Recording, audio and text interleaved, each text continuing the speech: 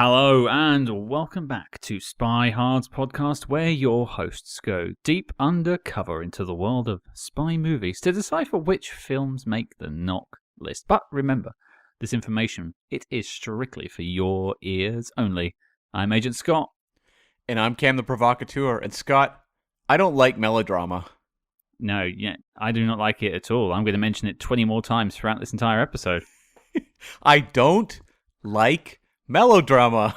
Stop being so melodramatic, Cam. Enough. Stop it. Anyway, speaking of melodrama, the question we have, and I should say, every single time we do a film like this, I like to say we one-up ourselves in terms of going down the rabbit hole of finding films that have been lost to time. We may have stumbled upon, potentially, a bit of a goldmine in this one. I think British Agent was a little more obscure than this, I think. Really? I think so, yeah. I think that had more pedigree behind it than this film does. I don't know about that. This is like... No, I think this one's pretty big stars in it. Wasn't the director quite quite noted director for it and stuff? Michael Curtiz, yeah. Yeah, but the director of this one is pretty fascinating as well. So, okay. I don't know. I would say... I don't think it's a real horse race between the two. I think it's they're both nice. Let's be fair, they're both pretty obscure. Yeah, but this is what we like to do here. We will find films that have been lost to time because we are trying to talk about all of the spy films ever made and see if they make the knock list. That's our mission, and that's what we're here to do. It's a whole new 100. So, Cam, what are we talking about? We are talking about 1945's Confidential Agent, an adaptation of the Graham Greene novel of the same name. It's actually our second Graham Greene now, I think, with Ministry of Fear. Yeah, there might have been... I feel like there might have been another one that maybe he did some script work on or something, but yeah. Okay, yeah. I mean, I remember enjoying Ministry of Fear. Mm-hmm. Although that was a Fritz Lang film, so it's kind of implied. I do quite like Fritz Lang from what I've seen. I will say, Confidential Agent, as a title, really feels like an 80s sort of jazzy song, or like a lounge song, like Smooth Operator, Confidential Agent. Yeah. I have come across. Just like the last maybe couple weeks, I've just been adding a bunch of movies to our master list to cover that I've stumbled across largely on YouTube, because I often watch old classic movies on YouTube, and things will pop up and I'll be like, oh, what? I'll look it up on IMDb and be like, oh, this counts, and I'll add it. There's a lot that use variations on this title. So like Espionage Agent, Secret Agent. There's all these movies that work in a word, International Agent, things like that. I think that's just to make it obvious for the people that are buying tickets at the box office in front of the Nickelodeon. Yeah, because we had British Agent, now we've got Confidential Agent. We're going to have a lot of blank agent movies, I think, when this podcast is said and done. Absolutely. I mean, and we are always trying to find new films. I was debating with you just the other day about a Hulk Hogan spy film that I've stumbled across that I'm pushing to see if we can talk about, but Cam reckons it is a direct-to-video from the 90s. I think it may have had a theatrical release. The research is ongoing. I guarantee that was not a theatrical release. I mean, not in at least North America. I don't know, maybe on your side, but I would suspect if there was a Hulk Hogan TV movie or a straight-to-video movie, and I mean VHS, not DVD, it would not have been a theatrical thing. Well, I'll put the earnest on you all out there, our secret agents in the world. The film is called Secret Agent Club, playing off of that agent theme, starring Hulk Hogan from 1996. Your mission, folks, should you choose to accept it, is to find out if that had a theatrical release and let us know. And screening it in someone's backyard on a projector does not count. It counts for me, damn it. But back to Confidential Agent. Now, of course, I'd never heard of this. I don't think you'd ever had any experience with this before. No, familiar with a lot of the actors, but no, I had never heard of Confidential Agent. Well, as this is new to us both, let's jump in with the Letterboxd.com synopsis. And this one is a very, very short. That is so often the case for these older movies. And I'm never quite sure why. I would imagine these are user submitted, I think, because some of them are like really like mangled and then some of them are really long. And it's almost like the people who feel compelled to write the synopses for these older movies are just like, they barely have the energy. They are just like falling apart at the keyboard, weak, losing energy, can only write 7 words to sum up movie, and they're done. Are you saying that they were alive when this film came out? Well, I was. I mean, I saw it several times on my 50th birthday. You were still a spry young man when this was kicking around. That's right. Well, here you go. Confidential agent. You'll see the screen cook when the lover meets the look. Oh, I love that. That's great. You can explain that to me in a minute. There's one more line. During the Spanish Civil War, an agent on a mission to purchase coal meets with murder and counter spies. Okay. Yeah. I mean, with these old ones, they tend to go very generic. And I think it's because the people maybe haven't actually watched the movies. They've like looked at the IMDb synopsis or something and just kind of copied something. Does that mean that somewhere along the line we're going to stumble upon a Letterboxd.com synopsis that has a user-submitted IMDb synopsis that's incorrect? And it's got a synopsis of a completely different film. Possibly, yeah. I'm looking forward to that day. I mean, there is a movie, I don't remember what it was. It was an old movie that I watched some time ago. I don't think it was a spy thing, but I remember going to Letterboxd and reading the synopsis halfway through the movie because I was so confused because I'd read that in advance and it did not match the movie at all. I'm quite looking forward to stumbling upon this. Maybe we should look at actually updating some of these films. I feel like we have a small responsibility for some of these films because, frankly, if I type in confidential agent into Spotify podcasts, I think we might be the only people talking about it, Cam. Which is all well and good for the odd person out there looking for a confidential agent podcast. Hey, here we are. Welcome. Hey, hello, everyone. This is what we do here. Please stay. Please. Yeah. I'm so lonely. Yeah, so maybe we should look at updating these. But to be fair, you seem quite smitten with that sort of tagline, the lover meets the look. Could you explain that? Okay, so the lover is referring to actor Charles Boyer. He was a French actor and was very much known as sort of this romantic lead in that era. He was in movies like Love Affair, I think most famously Love Affair, which was, remade a couple times. I believe An Affair to Remember was a remake of that, as well as, I think they did a Love Affair maybe in the 90s that didn't do very well. But he was always seen as this great romantic lead, the French, the language of love and all that sort of thing, right? So that was kind of what he was. And Lauren Bacall, this was her second film, but she'd made a huge impact in her first film, which was To Have and To Have Not, which is sort of a World War II drama / romance, where she was just like the epitome of like cool and just kind of seductive. And that was a Humphrey Bogart film. And she made a huge, huge impact. It was basically a star right out of her first film. So it was kind of like, the international lover and the woman with the look. Which are we? The lover or the look? Well, I feel like you have to get the lover one because like people say a lot kinder things about the British accent than the Canadian accent. No one's like, oh, those hot Canadian accents. What Cam's really doing there is saying, I have a face for radio. Are you saying that about Charles Boyer? That's cold. Well, you're comparing yourself to Lauren Bacall here, so you said it, mate, not me. Lauren Bacall. Let's not do that again. I've banned all rhyming since your Subspace Transmissions partner, Tyler Orton, joined us on the show. So we are not allowed to have poems on here anymore. I apologize. So you should.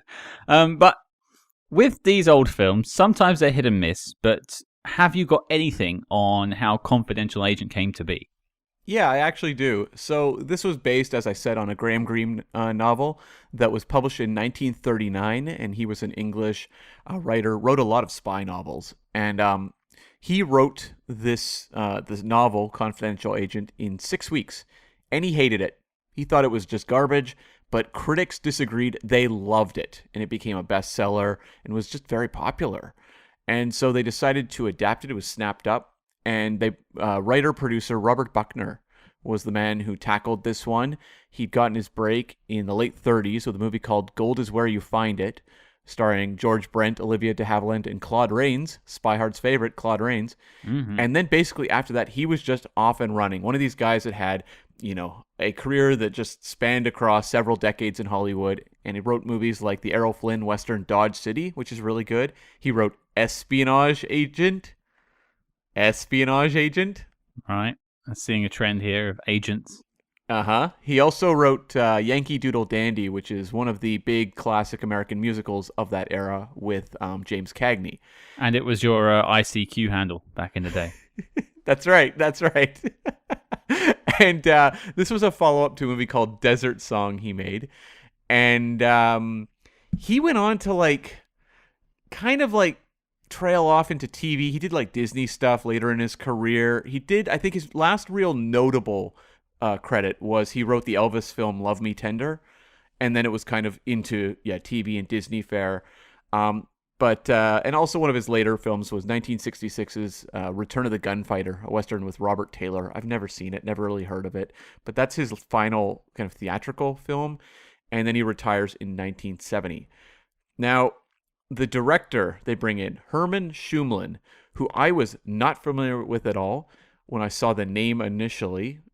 He was actually an incredibly prolific Broadway theater director and producer. Incredibly. Started in the late 20s with a run of the play Celebrity and ran right into the mid-70s, wrapping up his Broadway career with an adaptation of Shakespeare's As You Like It. That is what this guy is known for. He was a massive Broadway director and producer. We've had a couple of spy films that have been made by sort of Broadway and West End. Well, they've written them. We had Ben Power, who wrote Munich, Edge of War, and I'm forgetting the chap's name who we had on the show who wrote Bridge of Spies. Matt Charman. And you can also look not just as a writer, but as a director. Sam Mendes doing 2 Bond films. He's a huge theater guy. Of course, he worked with Ben Power on the Lehman trilogy, which just won a bunch of Tony Awards, I believe. Yeah, both Mendes and Power won Tonys for that. So congratulations to former guest Ben Power. And future guest Sam Mendes. If he'll ever answer our calls. Please continue. Yes. So Shumlin had directed a movie in 1943 called Watch on the Rhine. And he had directed actually a play called Watch on the Rhine in 1941 on Broadway. And so he was basically adapting that play for the screen. And it was about an anti-fascist German engineer in the U.S. who had spent 17 years in Europe. And they encounter a Romanian count who is going to report to the German embassy that this German engineer is anti-fascist. So it's kind of like a character drama that plays out in a confined setting. I've seen the movie. I watched it a handful of months ago. Not one of my favorite Best Picture nominees. It was kind of an Academy darling that year. It won a Best Actor Oscar for actor Paul Lucas and was nominated for Picture, Actress in a Supporting Role, and Screenplay. It's one that hasn't aged particularly well. It's a little creaky, but I will say the Paul Lucas performance genuinely is astonishing. So it's at least interesting for that. But this was his only other film. He was following up Watch on the Rhine and just Confidential Agent, and then he went back to Broadway and never did another Hollywood movie. I think we've learned from our experiences from interviewing people and just doing the research for this show and just watching films all of our life. Hollywood is not for everyone. No, very true. And this movie, this project, was originally developed as a vehicle for Humphrey Bogart and Eleanor Parker. And the name Eleanor Parker didn't jump immediately to mind. She is best known, I think, as the Baroness in Sound of Music.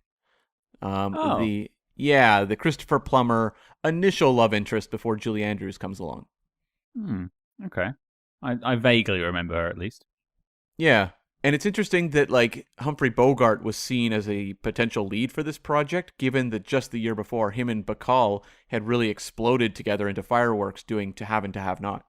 Well, maybe that was just a case of they didn't want to repeat themselves. They weren't going to pair him with her. They were going to pair him with Parker. It's just interesting that they basically whoever was going to star in Confidential Agent, they were going to be a star of To Have and To Have Not. Oh, okay. Okay, fine. I understand. Yeah, that's a bit strange. And Lauren Bacall, we kind of mentioned her up front. This was her coming off a huge debut. Your lookalike. That's right, Lauren Bacall. It was like the birth of a new icon in Hollywood. And this is, the days of contract players. And so they were very much looking at her as being, one of the big names in their stable of actors. And this was not a movie she wanted to do. She didn't think the role was right for her. She apparently begged them not to have to do it, but she couldn't break contract. She was a, young talent starting out. It was only her second film. She had a line where she said, "To cast me as an aristocratic English girl was more than a stretch. It was dementia." Okay. I mean, we may well get into her performance, I think, in the review. It might be worth just explaining for people who aren't too familiar with the Hollywood system back in the day of people being under contract. I mean, nowadays you see, Scarlett Johansson signed on for the latest film, blank, insert whatever you'd like.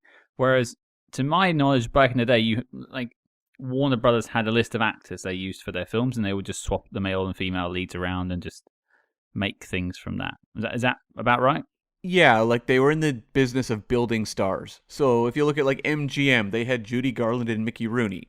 So they were always trying to find ways to create projects to utilize their biggest stars as a way of drawing in audiences, because in those days, audiences were very responsive to the lead actors. Like they really were, interested in stars, as opposed to now we're more based on, IP, properties, we love, like, Marvel, Star Wars, things like that. But in those days, the whole selling point was stars. If you look at posters of that era, they are frequently talking about the actors. Like you mentioned, the tagline for this movie, they're talking about the actors, not the characters.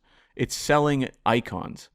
Well, it just takes me back to My Favorite Spy. Yeah. That's not a good film, but that poster was Bob Hope in My Favorite Spy. It was all about Bob Hope in My Favorite Spy.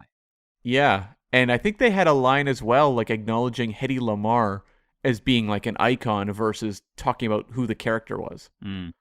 So yeah, I totally buy that. I'm still not sure I trust anyone who goes to a theater to watch a Bob Hope film, but many people did in those days. And yeah, the actors would be under contract. Occasionally they get loaned out to other studios. So sometimes you'll see, an actor who's under contract to a studio appear in another project in another studio, but it was often kind of back and forth trading. These actors were under very ironclad contracts with their studios, and it caused a lot of unhappiness within the acting community often. Well, that actually links into a book I read last year by Helen O'Hara, who works for Empire Magazine and also previous guest on the show. She wrote a book called Women versus Hollywood, The Fall and Rise of Women in Film. And that sort of taught me all I needed to know about this type of how studios used to work. I had no idea until I read that book. I just assumed people were actors. They were independent, contracted people. Just you would pay for an actor to do a film. But no, they were under contract for X amount of films. Yeah. Yeah, interesting system. I'm glad they got rid of it because it like this. She didn't want to do the film. Yes, and it opened her up to probably among the worst reviews of her career. The movie was hugely targeted for her performance.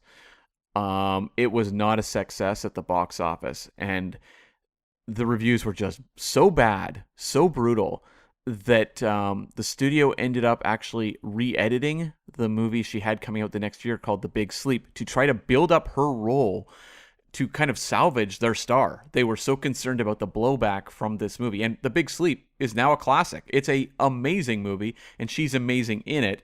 But it was very clear that they were like, we need to try to salvage our investment. Like, this actress has just gotten slammed with terrible reviews. How do we make her look great in the next movie? What was the critics' main problem, or is that worth leaving until we talk about the film? Well, I have actually a quote from the New York Times review. It has some language you would not really write into a review nowadays, but I'll read it out. It's from Bosley Crowther, who's one of the most influential critics in that particular era. Here's the quote. He says, "Miss Bacall starts out brusque and surly, obtuse and emotionally cold, and she ends up that way, with nary a flicker of responsiveness or give in between. Her appearance is far from attractive, and her voice is monotonous and dull, with no more English on it than is on a badly shot billiard ball. The noise she makes in this picture is that of a bubble going poof. I got that and maybe agree with some of it. I don't really get the billiard ball joke. I don't get that either, but you'd see, though, like in a review back then, they would target how people looked in a movie. You wouldn't do that nowadays. But like it just shows like how savage the reviews are, because there was a lot like this, but New York Times was obviously one of the most influential. So imagine being, I think she was 20 at the time. Imagine being a 20-year-old actress reading that review. I'm not sure, Cam. The cast of Cats really got raked over the coals for how they looked in that film. But not about their specific appearance as human beings. There was a lot of buttholes. Yeah, but that's not, like, they're talking about their CG characters, not about how they physically look as individuals. Cam running to defense of Cats. Okay. I'm not. I mean, that movie got savaged, but, like, I think there's a difference between critiquing a CG character versus a flesh and blood human. There is. I'm just being annoying. Sure. Your specialty. Oh! You set that one up. Yeah, you set that one up. Yeah. I know what kind of podcast we're in for this week, folks. So, like, when I was doing the research on this movie, it really was circling around the Lorre Bacall performance. Like, it just feels like that overtook the entire narrative of the movie at the time. So, yeah, I mean, boy, it must have been a learning lesson for her. Like, just talking about, like, opening, like, at top of the world, falling real far, and then climbing back up. I think after that, you'd have a real wise approach to to show business, because you've experienced the highs and the lows. Well, it's a real shame, because if she didn't want to do the film, and then she's getting savaged by the critics for her performance, you can either go one of two ways. Either she didn't put her all into the performance, or it was just a no-win scenario that she wouldn't have been good even if she did try. So it's almost unfair, but then I imagine the reviewers didn't know she didn't want to do the film, and that just all came out in the wash afterwards. My suspicion is the fact they felt so compelled to boost up her role in The Big Sleep and to really showcase her talent indicates they realized they made a mistake with miscasting as well. Fair enough. Well, at least they corrected course. That's right, and she's had did have a very long and luminous career. So Lorre Bacall, hats off to you. You definitely were one of the great stars of your era. The movie, as I said, was not a box office success. Could not find actual numbers because it gets very difficult, especially when I find, dealing with the war period, because they have more important things to do than to track actual box office numbers in 1945. Well, it says confidential on the label, Cam. It's true. And the top three for this year, number one was The Bells of St. Mary's, which was a sequel to Going My Way, the Bing Crosby film. Second place, we've talked about it before, Scott, not on the show, but this is, I think, one of your favorite movies to land on a top three, and we tackled 1945, I think, with The House on 92nd Street. This, at number two, was Mom and Dad. It's the venereal disease movie. Oh my god, it's back! Gonorrhea for everyone! Yay! For those who didn't hear that episode, and how dare you not listen to the House on 92nd Street episode, but the synopsis for Mom and Dad: when a high school girl gets pregnant and her boyfriend dies, the sex ed teacher shows her a film about childbirth and the dangers of venereal disease. And this was the second biggest box office of that year. You just got to think about, like, people are tired from the war. The war ends halfway through the year, more or less, but I'm not sure on release dates, but there's got to be some fatigue either way. And they're like, hey, Billy, do you know what we should do this weekend? Mm-hmm. We should go to the theater. And then go see a film about venereal disease. Mm-hmm. And that's what happened. Did that happen? Yes, it's in the facts. People did this, and they went in droves. Now, if this movie's on YouTube, would you watch it? 100%. We'll have to check afterwards. Maybe that's Agents in the Field. Something's in the field, I'll tell you that much. What's it called again? Hang on, what's it called again? Mom and Dad. And number three was Leave Her to Heaven, the Gene Tierney sort of prototype for movies like Fatal Attraction and things like that later down the road. Leave Her to Heaven is an amazing movie. It's on the Criterion Collection. I recommend 100% checking it out. I can tell you that Mum and Dad is on YouTube for free. How long is it?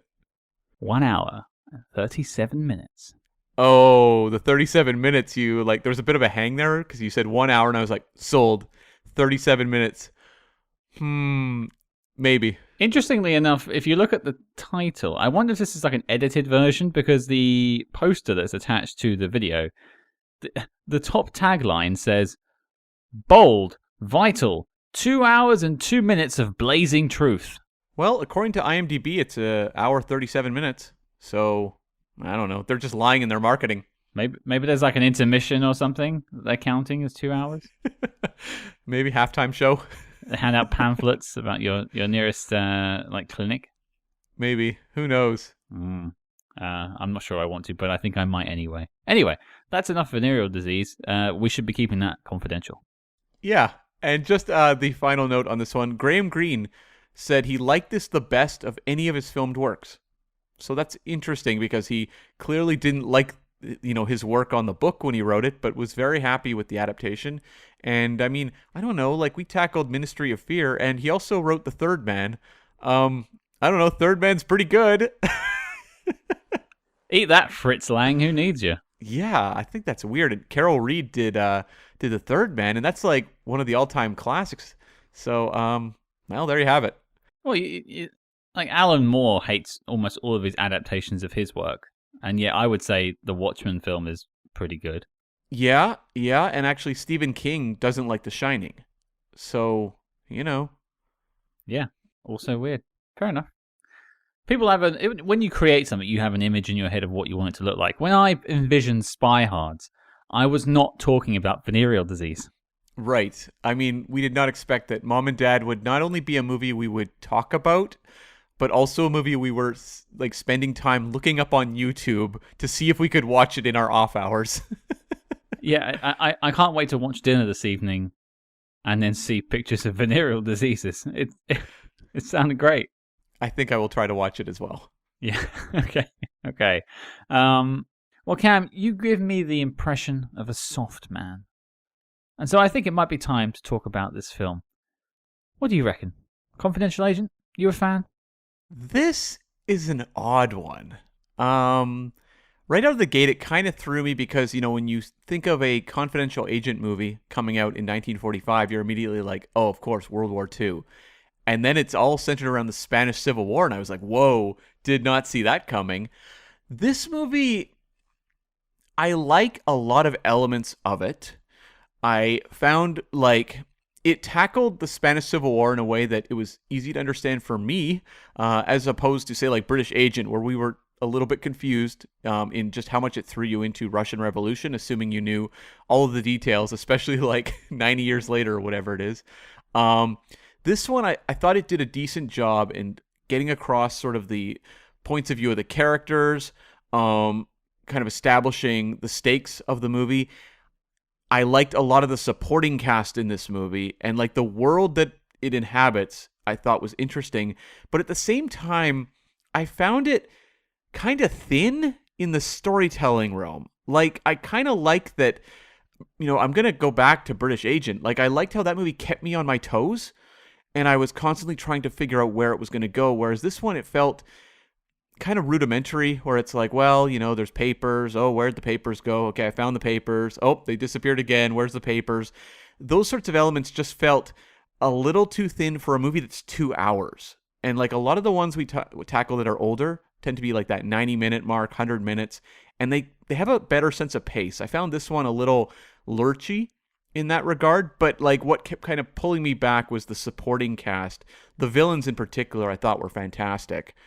So it's one that I was very mixed on. I thought the central, the two actors, Lorre and Bacall, is wildly miscast. If you told me that the character was American, I would have bought it. I would have been like, yeah, sure. I didn't think I thought she was genuinely American until someone explained that she was meant to be a British heiress. Yeah. So that's weird. But there's a lot of actually casting actors as nationalities they are not. Charles Boyer is very French. He is not Spanish. It's in my dislike column. Yeah, he's very much French in this film, and he's meant to be Spanish, and that's not how they sound in Spain. Yeah. So in terms of your leads, they were fine. I've seen them both be a lot better elsewhere, and Lauren Bacall obviously wildly miscast, as I said, but like it was a movie of like pieces where I would admire bits of it, but I just found like by the end I was more than done with Confidential Agent. It's hard not to agree with you. I think I may have liked it slightly more than you. Mm-hmm. I found the atmosphere of the film to be quite enchanting. Like there's this foggy moodiness to the film. It's very much a noir in that sense. I mean, I don't know how anyone drove in the London town they depicted because the fog was so thick you couldn't see a meter in front of you. And I live in London, and I can say it's a little better these days. Visibility is still not great, but I attribute that to the war. It makes sense. I think you're right. Bacall was wildly miscast, and I don't think she really gives in a good performance. And the fact that her character throughout the film has no arc whatsoever, she's just cold the entire way through, and then magically is in love with him at the end. I don't think that's earned at all, but I like the sort of secondary characters, and I agree. But I actually have quite a bit of a love for Charles Boyer. I think his performance is... Well, he's clearly a man of ethics. He's doing what he deems is right for his country. He's part of the uprising, trying to overthrow the sort of fascist government in Spain at the time. I mean, I don't know much about the Spanish Civil War, so I'm not going to pretend to know for this film. But he's portrayed as the good guy, so I will continue with that thought as if he was the good guy. And so, like, his moral fortitude sort of carries me through the film in that sense. Like, his mission fails. That's actually quite refreshing. He fails in his actual mission. Yeah. To secure the coal that the synopsis mentioned. But he does somewhat get revenge for a death of a character that happens later in the film. And, I just found him this just charming man. Like, he's not... Like, you think about there's a scene in the film where it's Charles Boyer and Lauren Bacall is almost sort of offering herself to him. And he's talking about his wife that was killed by the Spanish government, and sort of... You'd think if it was James Bond in that scene, he would have shagged her and left. Charles Boyer is the gentleman till the end. And I think that's really nice to see. And he just seems like an upstanding bloke that I actually kind of support. I watch this... Usually there's a day between my watches. I'll watch it and I'll leave it a day. I'll ruminate on it, do some research, and come back in for a final viewing before the podcast. I watched this almost back to back last night and today. And when I watched it last night, I was really drawn into the film. I think it's too long. I think it's a bit slow. Yeah. But I think it has a lot of ingredients that really work. And I think if there was some tweaks to this film, people would still be talking about it today. That's kind of like... I think like I was maybe a little more kind of worn out by the end, but I agree with you at the same time. Like, there's enough elements here that it's genuinely interesting to watch. And I think like Charles Boyer, like, I did like that gentlemanly spy or agent kind of vibe, and the fact that like, he's talking about how he has lost his wife and child to the fascists in the Spanish Civil War, and that hangs over the character through the movie. And I've seen old movies where that's not the case. They have some sort of trauma, and the second they meet the female lead, boom, the violins are kicking in and they're professing their love for each other. And I like that kind of hangs over right until the very end. There's even a moment where he's talking to Bacall, and it's about the halfway point in the movie where she kind of is turned on him and says she hates all men and, get shot and die, she says to him. But then she also confesses she's fallen for Denard, which is his character. And like there's this moment of kind of like tenderness, and he has a line where he basically is referring to not himself, but just like, the man she could love, potentially. And he says like, it might be worth it if he had the time. And I was like, oh my God. The origins of the Die Another Day line has been traced all the way back to 1945. Yeah, so like that, I definitely actually rewound and watched over again. But just like the sense that like it wasn't a instant commitment to the romance. And I think like if they had better cast the person opposite him, it's kind of, this is a lot like Little Drummer Girl with Diane Keaton, where you're just like, this is not the right actor for this role. Yep. And it's causing problems. And like that's how I felt with Lauren Bacall. Like if you had someone who was actively British, actively. I'm actively British. I should have said actually British. Then maybe you could have had something a little more there, but it just feels like if she didn't want to do the movie and feels uncomfortable with the material, it's hard to have that connection. So even if like you're kind of starting that kind of warmth between the two, it didn't really work for me, but like I could buy into where he was coming from, and I think he carries you through that whole story plus the movie. We have the same problem every week with you, to be fair. You're never quite comfortable with it. That's very true. Yeah. We make it do with my charm. Yeah. I find like Charles Boyer, he's an actor, as I said, known for all these romantic lead roles, but like the most impactful thing I ever saw him in was the movie Gaslight, which is actually where the term gaslighting came from. Mm-hmm. And it was a remake, because there's actually an earlier version that's not as well remembered. But the remake is him with Ingrid Bergman, where he slowly convinces her she's losing her mind. And it's like the most like sinister, evil performance. It's unbelievable. I'd recommend Gaslight to anyone. But after that movie, you cannot look at Charles Boyer the same way. And so like even now when I watch movies with him, I immediately flicker back to Gaslight and I'm like, watch out for that guy. Watch out. What a double bill I have for my supper this evening. Mum and Dad followed by Gaslight. Yeah, no kidding. Hannah will be asking many questions of me.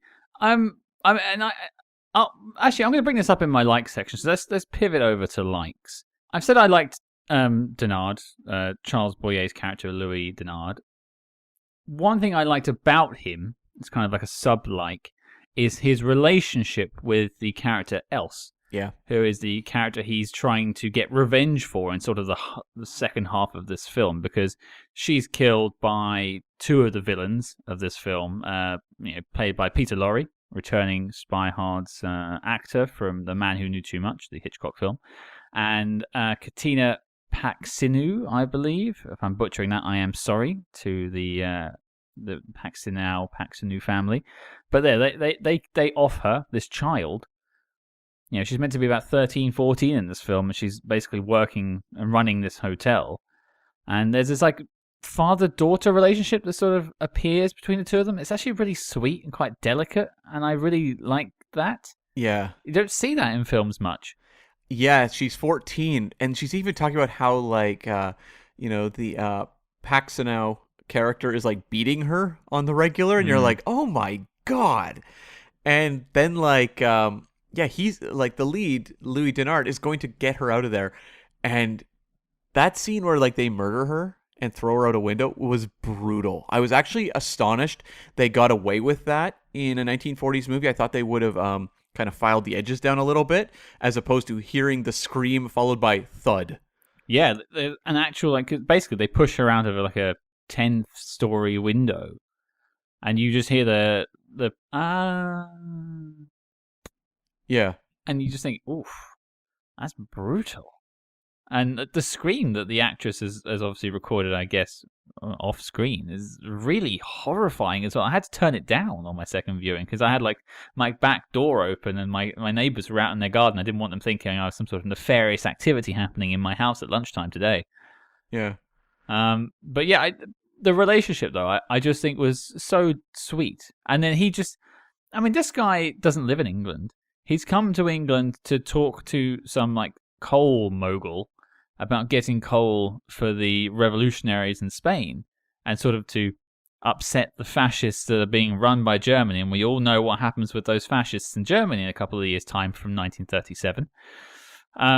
So that's the connective tissue there. But he fails in that mission pretty quickly. And then the film turns into this kind of like a revenge story in a way, also whilst working against the coal stuff. And just sort of, it's interesting that a couple of scenes with Else, and I'm already like, I love them two together, and even she's like, "I'll do anything for you, governor. I love you," in this very Cockney British accent that I just think was quite adorable. And she actually went on. The actor who plays Wanda Hendrix actually went on to have a very successful career herself. So I thought like maybe the reason this relationship worked so well in the movie, because I agree, like there's a real humanity to it. And when she died, look, we've watched a ton of movies on this podcast where characters die tragically, but like this one stung. Yeah. And I think it's Because age, it's a very young person, obviously, in this movie. But more than that, it's because that connection, you really buy into it. And like this poor girl, Elsa, is living just like a pitiful life, like being beaten by this evil innkeeper woman. You're like, you want to see her get out. It's like almost like a Disney movie. You want to see her get out and live an amazing life. And like the way that they end that is brutal, very pessimistic. So like, it has a real emotional punch to it, and I wonder how much of that is amplified by the fact you could argue core emotional connection of the movie, which is, your lead and Lauren Bacall's character, fizzles, so you put that much more weight on that Elsa relationship. That sort of disappointment, there's another word you just used to describe it, but like how he fails in his mission, and it's sort of how it's just very dire in this film, and there's a tragedy to all of this. I think that's probably what Graham Greene appreciated that was carried forward into the film, because they could have Hollywoodized this very easily and made it like he was successful in his mission to interrupt the coal shipments. It's very trade negotiations. It's very Star Wars Episode 1, that whole bit was for me. I am the Senate. But yeah, I quite like that whole... It's got like an Empire Strikes Back, another Star Wars connection feel to it, where the bad guys kind of win this film. Yeah. And I quite like that. It might be one of our first instances where that's happened on the show. Yeah, you have a line at the very end of the movie where he says, one day I know we must win. And that feels very, obviously this movie's coming out in 1945, but it feels very much like it's acknowledging World War II as well.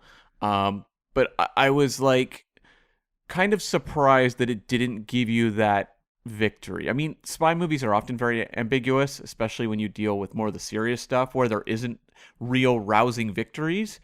But you expected him to succeed through his own active role in the story versus like the business agents or the businessmen just deciding this was a bad bet. Well, if you actually like track his mission and his efforts to complete his mission, he fails on all fronts. He doesn't secure the coal. The coal goes to the fascists. He then goes for revenge against Elsa's killers. One kills herself. Yeah. The other one dies of a heart attack. He doesn't actually kill anything, or anyone particularly. He's like, there's always that story about Indiana Jones in the temple, not the temple, maybe it's Raiders of the Lost Ark, but the one where he's like, it doesn't matter if he was in the film or not, the Nazis still would have melted themselves. Yeah, that's Raiders, yeah. Yeah, like it's kind of got that vibe to it where like everything he tries in this film fails. He even like tries to pull the trigger on Peter Lorre and the gun doesn't even work. Yeah. Like he and maybe that just makes him endearing in that sense. Like he is putting his life on the line at several points in this film for what is deemed by this film as the greater good. And he just keeps failing. Like you want him to do well, and in the end he gets the girl. Spoilers. Sort of, I guess.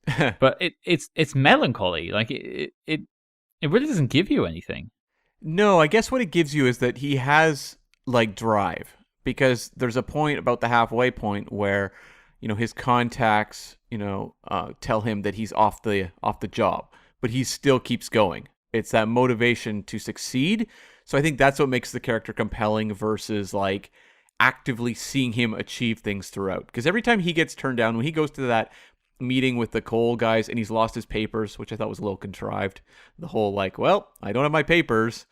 Okay. But like the fact that like he just keeps trying, like just tirelessly, it's almost like a the spy version of like John McClane. It's like he's getting beaten up consistently, but he just keeps trying. He's a force of nature. Yeah. Even when he's like standing up at that they're they go to the small town to announce that the coal operations are going to be firing back up, and he like decides to protest against this entire mob and try to sway them to his side. Like that is a desperate man there.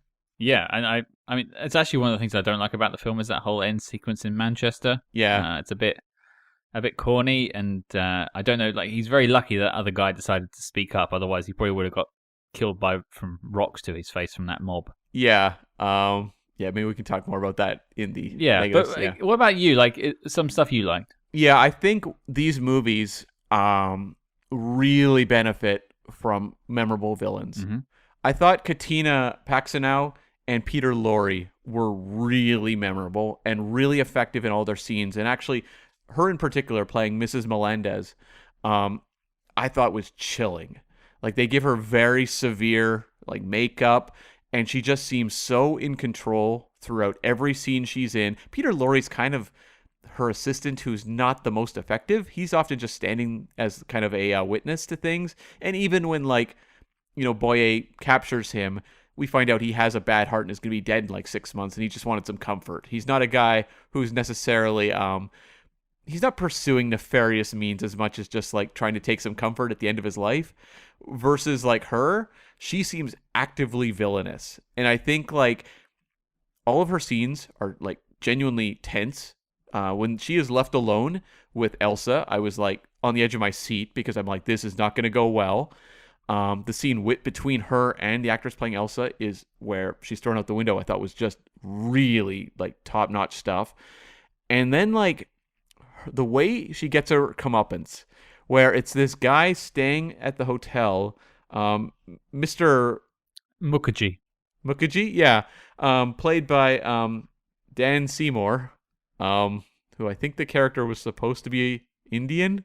He kept acknowledging that, but I don't know. Judging by his logo on IMDb, he's in some sort of garb in a Batman episode from the 1960s. So, yeah. I imagine it was just a bit of a typecasting at that point.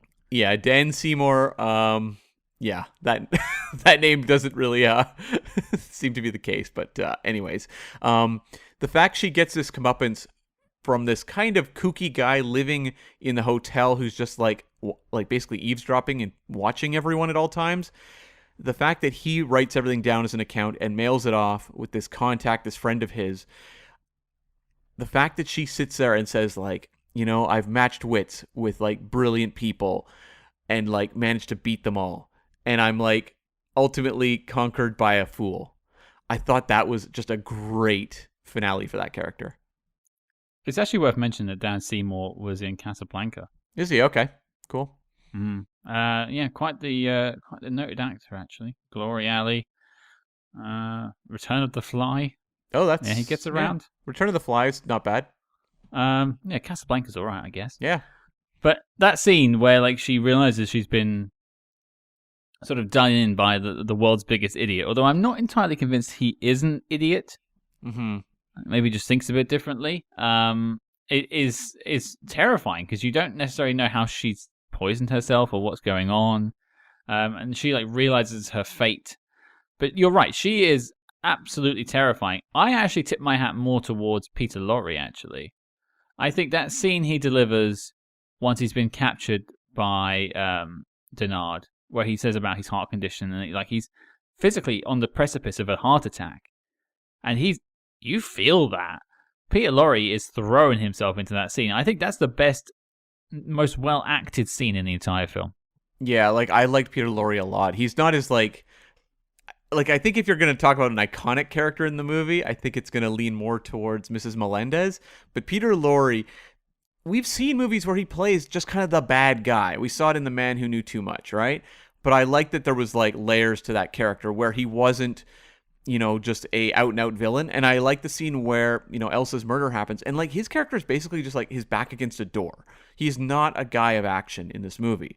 And he's like a weasel. Yeah. He's a snivelly little weasel. And if we're going to bring out the Ourumov Award out of Mothballs, he is winning that award. Yeah, it's hard to argue for anyone else in the movie. So like I just thought like in terms of villain performances, both of them. Because we've talked about movies where the problem was that you didn't have worthy antagonists, and that can make a huge impact on a movie. And here, even if I have issues with like pacing and some of the storytelling, I thought that like those two kept the energy pretty high. Well, you're talking about those two, but this film actually has more than two major villains, and I think that's maybe something that holds it back a little bit, because you've also got Victor Francen as Licata, who is like the Spanish official that's been sent out like a counter spy to take down Denard, and you've also got Captain Curry, who is just sort of gallivanting around southern England, getting in everyone's way, basically. Yeah. He's actually just more of an obstacle than the villain, but he does basically end up with our boy Denard getting beat up because of this guy, and fake arrested at the end of the film as well. So I would list him as a villain, and I think that there's maybe too many people to deal with at times. Licata kind of represents the evil that Boyer's character is facing, but there's no dimension to it whatsoever. I don't know anything about this guy. He apparently killed Boyer's wife and daughter in like kind of this just brief exchange they have early on. But there's nothing to that character, and I would have liked to have had a better sense just who he was, because I think it would make him being beaten at the end or not getting the contract a little more satisfying. Yeah, I think he's very much that sort of two-dimensional representative of a government villain. Like he's the whoever the Russian villain is in the Bond film. Insert General blah. Yeah. Orlov. Like he's just kind of that bad guy that's there, but has no real dimension to him. Curry is a bit more of a strange one, because he's just sort of a socialite that is a bit of a busybody, and at least he has some weird character features. Like he carries photos of his dog around with him and has a, as he calls it, a gammy hand. He stands out at least. Isn't that what you do though? You walk around and show people photos of your dog? Yeah, I mean, you should see my photo roll on my iPhone. It's literally all Mac. This man was maybe ahead of the curve, because people have Instagram accounts now for their pets. And this guy, it was like a pioneer. Yeah. Well, my dog does have an Instagram account. I might even share it in the show notes. You never know. Get some greyhound photos for you. But I will just say about your Miss Melendez, Katina Paxinou character. The one hang-up I had about her, seeing as she's the topic of discussion, is I feel like she was in a different film. She's very much like the pantomime villain. She is playing to the back of the theatre. It's a memorable performance, and you don't forget the scenes that she's in. But whereas everything else in this film is very much cool and contemplative and sort of dark and dreary, she is very much like a 60s spy film villain, where she's just like fighting. You could see her in a film with Derek Flint or something. I wonder if that's a little bit of a concession to the audience, that if you're going to have a movie like this, you want at least one villain that people actively are, hating. Whereas like the other ones, the Peter Lorre character, there's some shades there. And then the other ones, like the Licata character, you don't know anything about. So it's like I think they wanted at least one character that you could just out and out hate. Well, it's also, of those four villains that we've mentioned, she is the only one where this is personal. Yeah. She has an actual vendetta against our lead and against his friend Else. Whereas Peter Lorre, he said he's dying soon. He just wants a bit of cash to have a nice few months before he goes. Licata is working for a bad government, but he's working for the government. Much as any spy is, he's just hired. It's not necessarily personal, it's just business. And as we mentioned, Captain Curry is just a busybody. Yeah. We interrupt this program to bring you a special report. Calling all agents. Independent podcasting, much like the spy game, requires considerable resources, whether it's research, equipment, hosting, or of course constructing a top secret volcano lair. We're putting out the call for your support. That's right. As you may know, we've activated the Spy Hearts Patreon, home of our ever-growing lineup of Agents in the Field episodes where we decode non-spy films from your favorite spy actors, and full film commentaries with more intel than a Basil exposition briefing. Cam, what have we got in our crosshairs this month? Well, Scott, we're continuing with the Dirty Harry franchise with 1973's Magnum Force. So do you feel lucky, punk?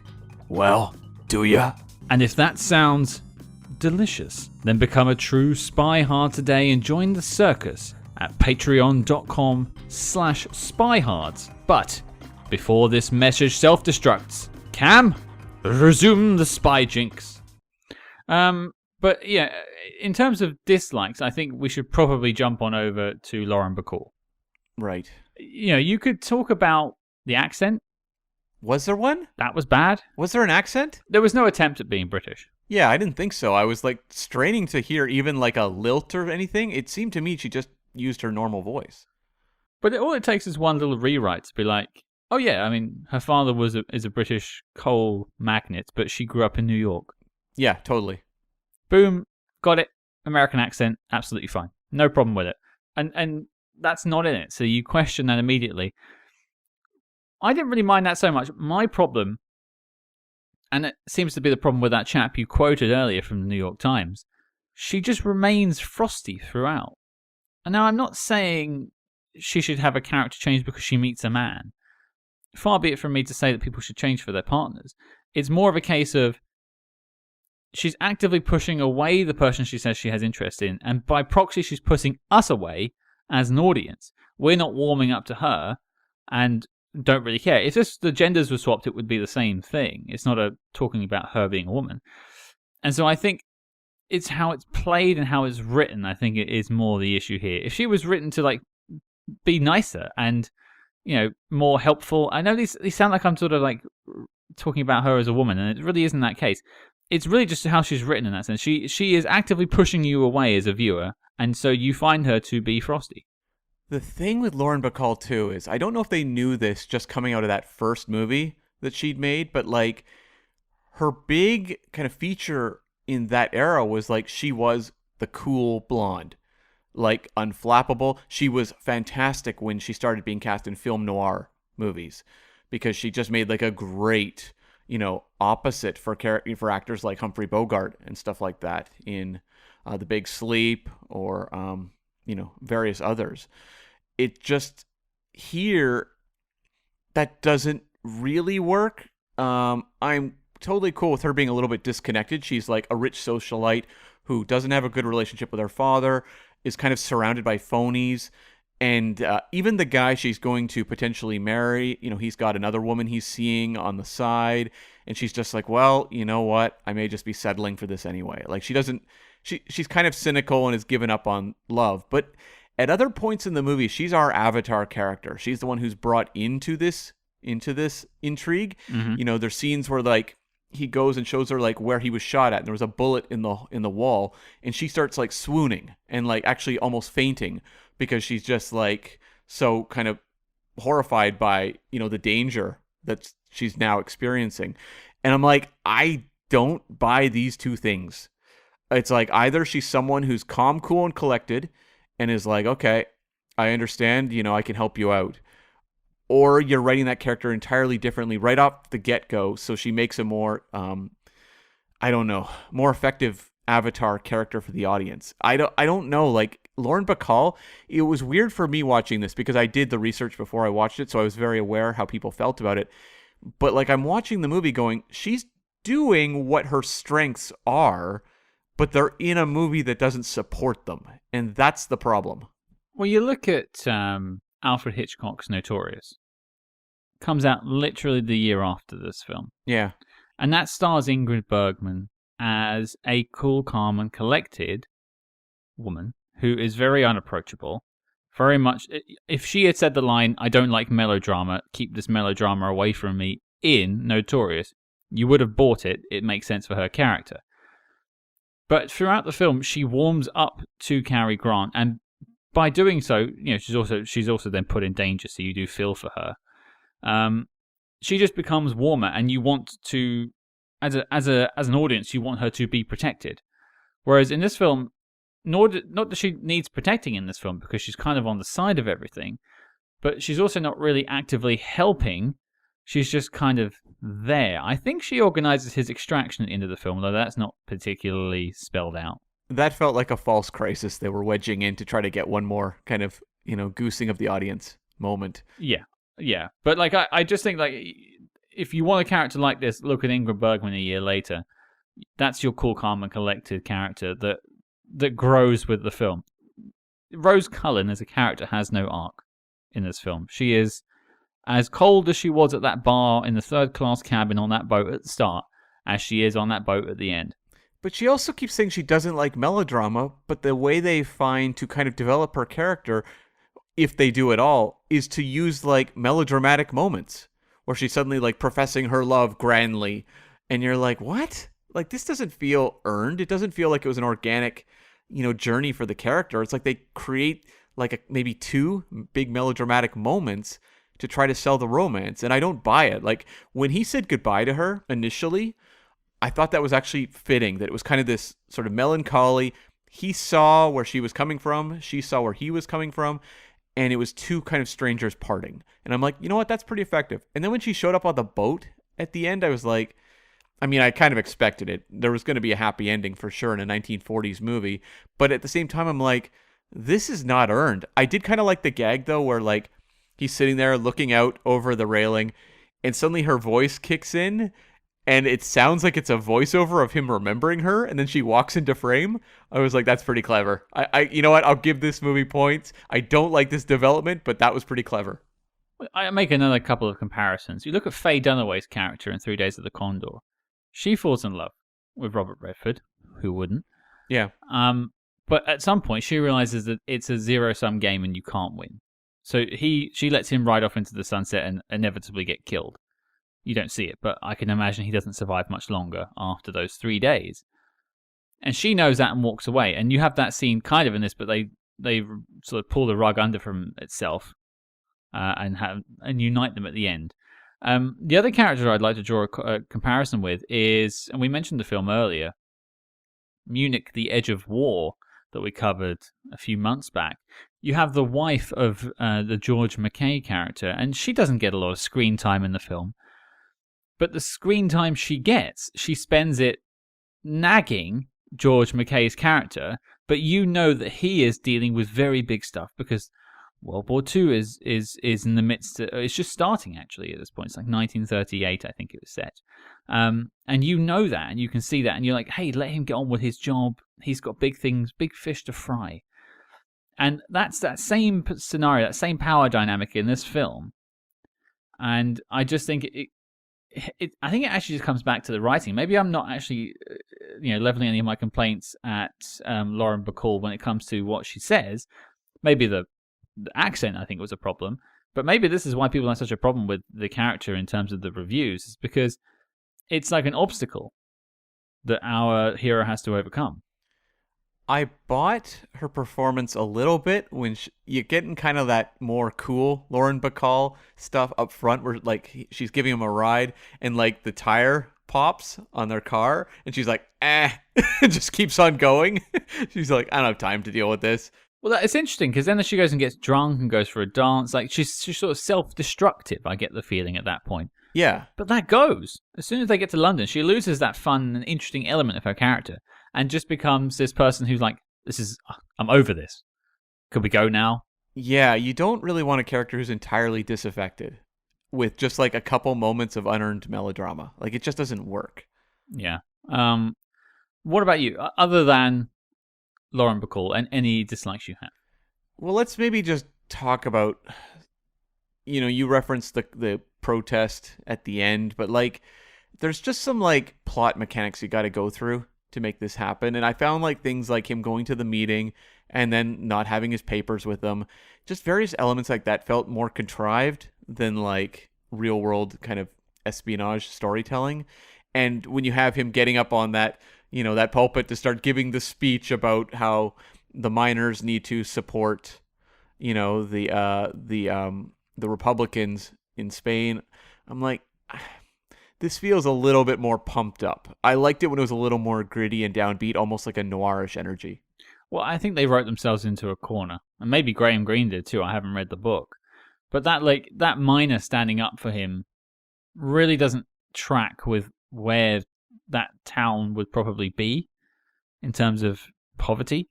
Yeah. Because if the mine's been closed, that is their source of income for the town. And they've turned up and said, hey, we're opening the mines 24/7, 365 days a year. You're all going to get lots and lots of money. And they're all like, yay, money. And then one guy's like, actually, no, this is wrong. Yeah. It feels out of place. And it feels like they're trying to get to an ending really quickly. I agree. Like it felt unearned. And there is an aspect of like they want a character, I think, to stand up against the fascists among the commoners because, like, again, this movie's being made during World War II. I don't know with release dates whether the war was over at this point, but like you want, to have one of the townsfolk stand up for this so the audience is on their side to some degree. But like it has this kind of trumped up sense of danger too because you got the chauffeur character like shooting at them and missing. That's all he does in this movie is shoot and miss. It just felt like prolonging the finale, and I was like, okay, at this point, we're kind of manufacturing all these kind of crises to keep, the Boyer character kind of jumping through hoops, but it didn't I don't mind that they're finding new kind of set pieces to give him, but at the same time, they didn't have any real pace or tension to them, and it felt like kind of just like getting to the end. Which I think connects to maybe a bigger dislike that I had that I've sort of previously mentioned, and that is the pace and the length of the film. Yeah. I feel like if you made this story now, it would be 90 minutes.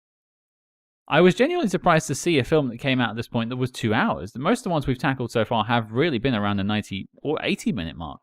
I mean, it's not unusual to have, 2-hour movies made in this era, but you are right. Like, all the ones we've tackled on this show specifically have all been quite short. Yeah, even like the Hitchcocks at this point. Maybe Notorious is about, I think, close to 2 hours. It's an hour 45, I think.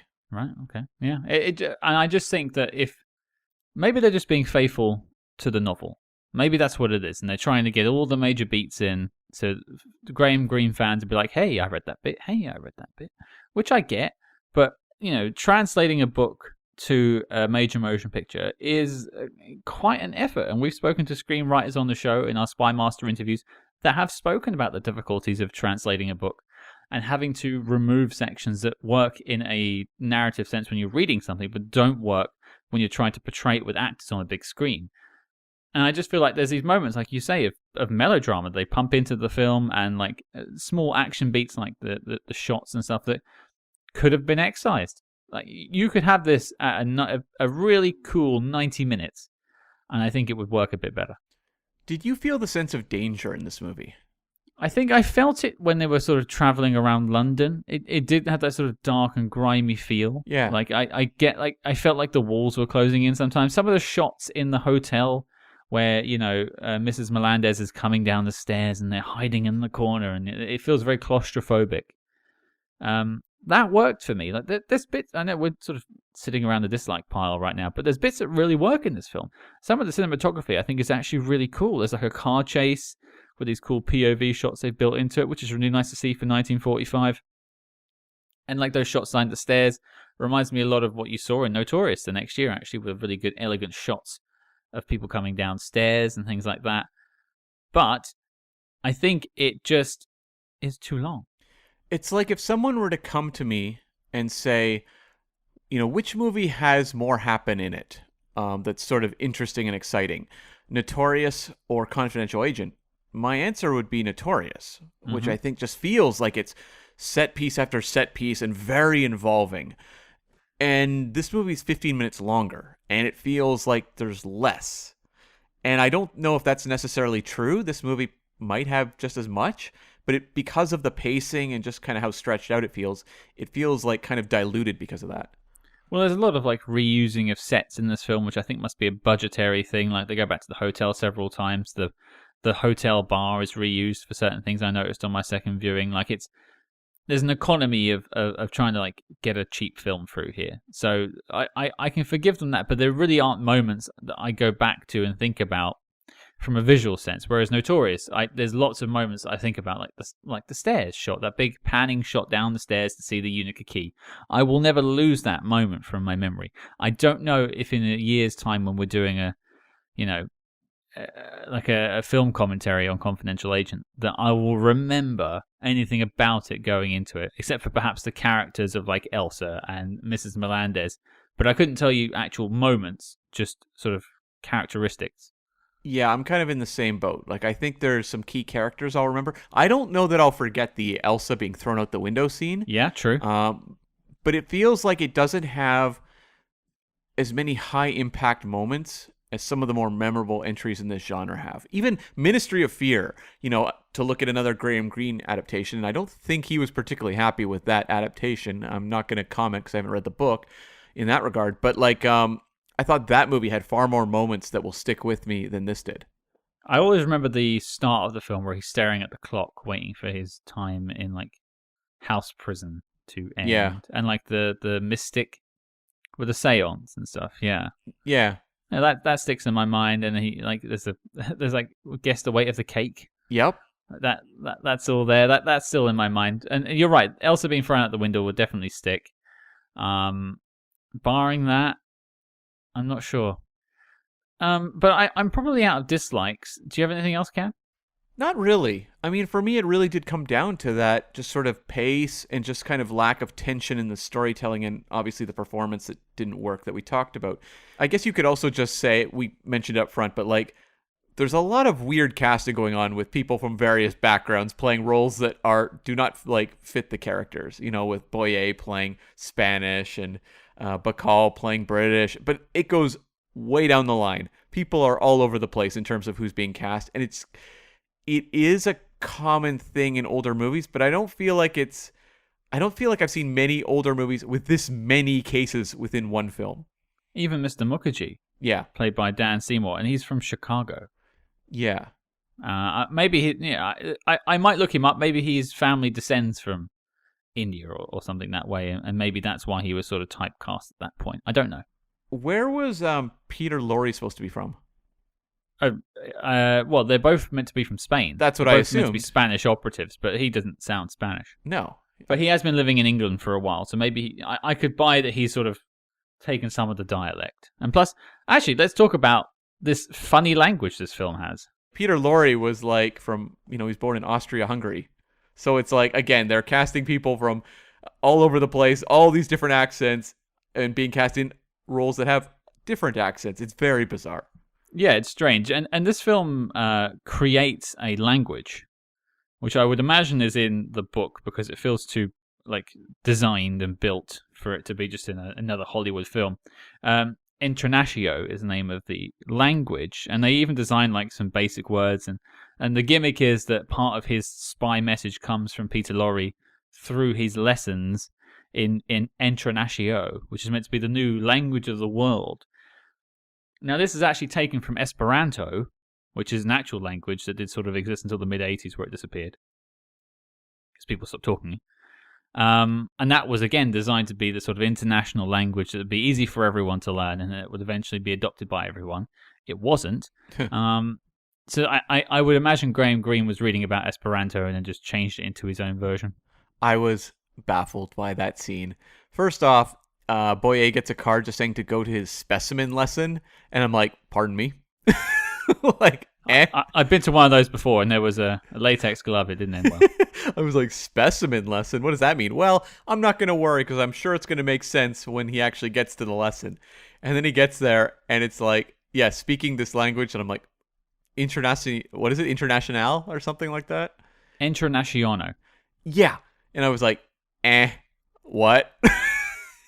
Well, it's not really flashed out anymore. Like, apparently, the Peter Lorre character of Contreras is using it as a cover. He's working undercover.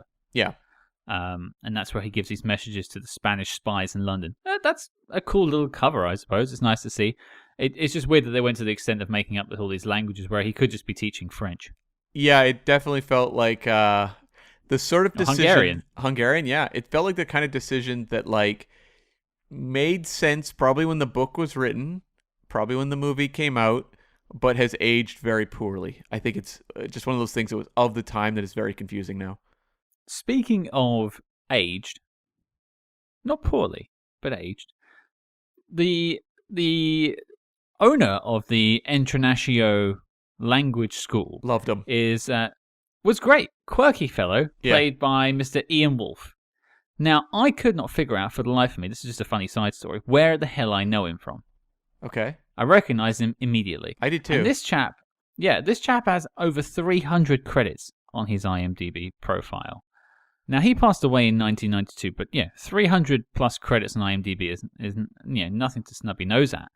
And so I went and looked after the film was finished, and it turns out he was in one of his final credits is in a season 1 episode of Cheers, which I'm actually watching for the first time right now. Oh. And I'm like, that's him. Weird connection there. And then I dug a little deeper, and it turns out he is in one of our favorite TV shows, Cam, Star Trek. Oh, nice. Do you know which episode? I do indeed. He's actually in 2 episodes. He is first in Bread and Circuses from season 2. Mm-hmm. Yep. As Septimus, Okay, that is the one where they go to the basically Roman gladiator planet. Yeah. Is that the one that has the kiss? No, that's Plato's Stepchildren. Okay. And then he's in All Our Yesterdays as Mr. Atos. Oh, the librarian, like the like holographic or robot librarian or something. And that is the penultimate episode of the series. It's actually a really good episode and should have been the finale. Yeah. Just a funny little side story there. And I guess we're in sort of the side story / notes section now. I have a couple, but Cam, do you have any? I did kind of snicker at the scene where they're like beating up Boyer's character, and that other car pulls up and is like, "What's going on?" And the man's wife is like, "Edward, drive on." He's like, "Yes, dear," and they drive away. That made me laugh. That was pretty funny. Kind of an elderly couple. There was another line that I loved, which was, "Drop that gun, you fool! This is London." That is how it's done around here. Yep. Yeah. We just chastise each other if we pull out a weapon. That's right. And also the scene where they have the guy who's dead. It's Peter Lorre, and he's on the couch, and then like a nosy neighbor comes over, and they're like, "Oh, this guy just partied way too hard." And like just the actor who played that neighbor, I thought was very funny. And that scene, I don't know that it really belonged in this movie. It felt a little almost like too comedic, but at the same time, I enjoyed it. It felt a bit Hitchcock, actually. Yeah.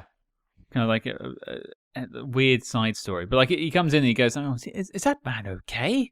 Yeah. And like, "Oh, he's had a bit too much. Would it be better if he, expelled?" Yeah. And like, no, it's better if he slept it off. Yeah, that got a little chuckle out of me. I did have a couple of quick notes. Obviously, I mentioned Ian Wolfe. Do you feel like you've learned anything about the Spanish Civil War? No, not at all. No, me either. But I don't think the film relies on it, which I think is nice. You could also argue maybe it's too thin in that it's like simplifying it. But yes, like it made it, I think, much more easy to digest for me just sitting to watch it. I wasn't sitting there like having to pause to read Wikipedia pages like I had with British Agent. So I appreciate that. Yeah. Yeah, because at the start it gives you like a little cue card about like 1937, what's going on right now. I was like, uh-oh. British Agents full of those. Like, is this heading down south? But no, that was the only one, and it didn't really rely on it. So I didn't need to watch a 20-minute YouTube video explaining to me what the Spanish Civil War was. Exactly. Fortunately, the other question I had was, part of Louis Denard's Charles Boyer's character's mission at the start, he gets interrupted at customs in Dover, coming from France.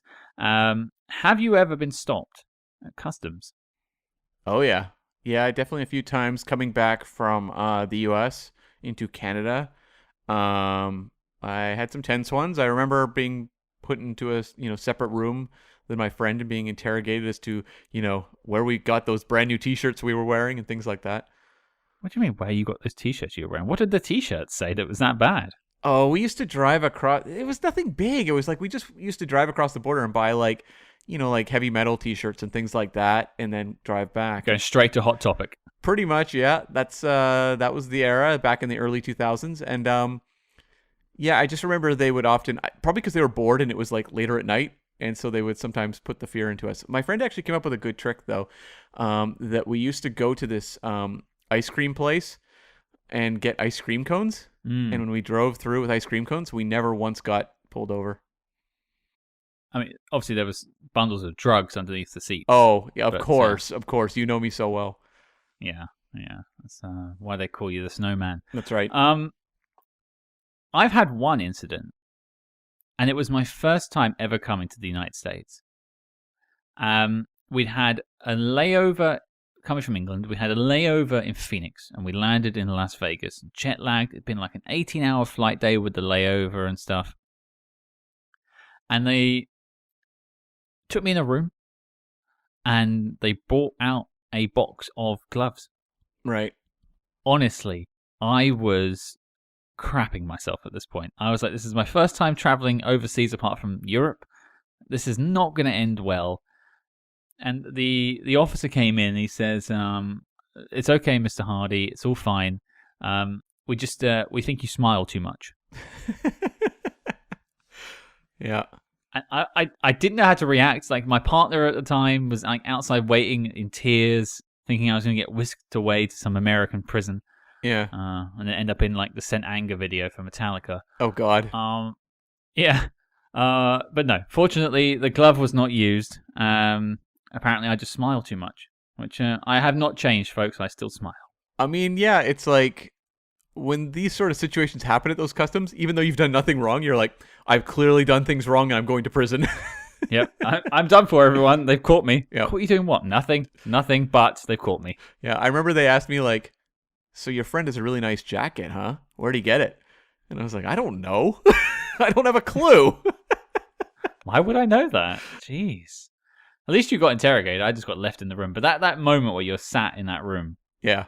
is quite a terrifying moment, I have to admit. Yep, definitely. Well, it looks like you're trying to make love to me, Cam. So let's talk about the knock list. Confidential Agent. Is it making it? What do you think? No, it's one like British Agent that I would recommend to people who are fans of the genre and want to check out something kind of off the beaten track.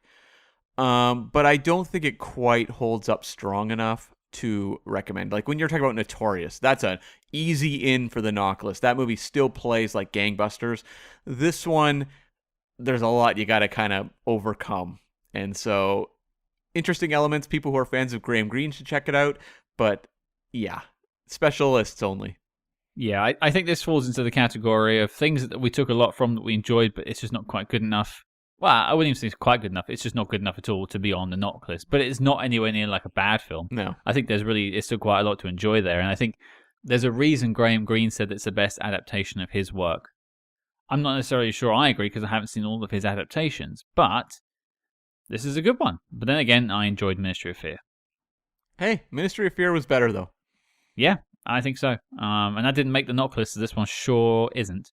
There you go, folks. 2 no's, and as such, Confidential Agent is not making the knock list, and the file on the film is closed and marked as classified. Cam, what on earth are we talking about next week? Yes, we are going back to Bond.